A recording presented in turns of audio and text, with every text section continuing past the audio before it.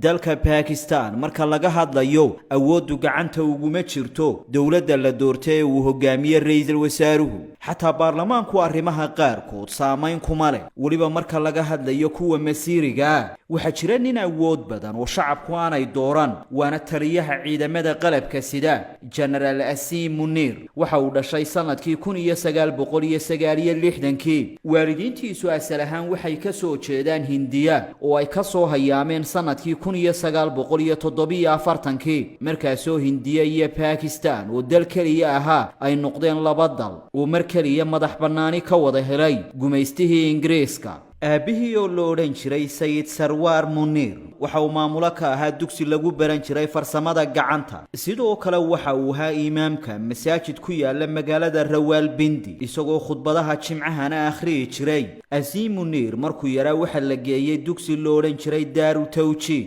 oo diinta islaamka lagu barto waxa aad u jeclaa ciyaarta cricketka markii uu weynaaday ayaa waxa uu xiise u qabay in ciidamada uu ku biiro isagoo aqoonta milatarigana ku bartay kuuriyad ku taala magaalada Kuala Lumpur ee dalka Malaysia markii dambena waxa uu ka qalin jabiyay jaamacadda qaran ee difaaca ee Islamabad sanadkii 1986 ayaa waxa uu si rasmi ah ugu biiray ciidanka isagoo ka dhex muuqday saraakiishii daada yareyd ee isku mar ciidanka ay ku biireen waxaana uu ka mid ahaa ragga loo xushay hogaamada sare military iyadoo lagu tilmaamay inuu yahay nin aad u maskax badan oo degan isla markaasina ku dhiiran talooyinka uu qaadanayo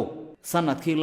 2022 ayaa waxa uu noqday taliyaha ciidamada qalabka sida Pakistan toddobaadkii hore markii colaadda kooban ay dhex martay wadamada Hindiya iyo Pakistan ayaa qaar ka mid ah hogaamiyaasha dunidu waxay si toos ah xiriir ula sameeyeen sarkaalkani oo loo arkayay nin kale go'aanka ugu dambeeyay Pakistan ay ka gaari karto dagaalka ka dhaxuray Hindiya maalmihii ugu dambeeyayna waxa uu ahaa qofka sida weyn loo falanqeynayay shacabka Pakistan ayaa dagaalka ka hor waxay u arkayeen nin faragelin ku haya dawladda ay doorteen maadaama la sheegay in isagu mas'uul uu ka ahaa in xukunka la dhaafiyo ra'iisul wasaarihii hore Imran Khan laakiin hadda waa haliyay maadaama uu hogaamiyay dagaal Pakistan ay guula ka sheegatay